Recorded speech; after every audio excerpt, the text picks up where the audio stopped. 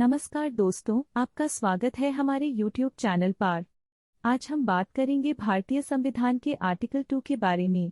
इस आर्टिकल में भारत के क्षेत्र की विस्तृत करने की प्रक्रिया का जिक्र है।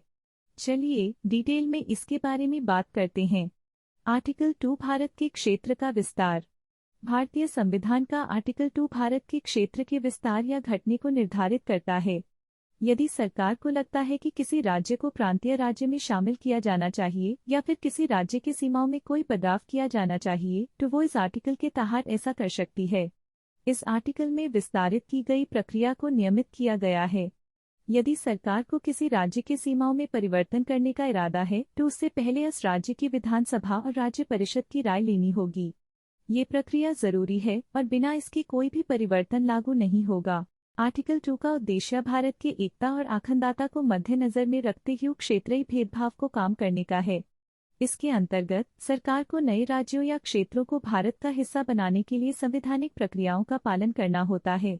इस आर्टिकल के अंतर्गत कोई भी राज्य या क्षेत्र को भारत का हिस्सा बनाने की प्रक्रिया संवैधानिक तौर पर निर्धारित होती है। इसमें सीमाओं के परिवर्तन के अलावा सामाजिक, आर्थिक और राजनीतिक पहलुओं का भी ध्यान रखा गया है। आर्टिकल 2 की उपयुक्तता ये दर्शाती है कि भारतीय संविधान में देश के क्षेत्रीय विकास और उनके विस्तार को समर्थन दिया गया है, साथ ही देश के समग्र विकास में समृद्धि और एकता को भी बल दिया गया है। तो दोस्तों, आज हमने देखा कि भारतीय संविधान के आर्टिकल 2 कैसे देश के क्षेत्र को विस्तारित करने और भारत की एकता को स्थापित करने का प्रभाव रखता है।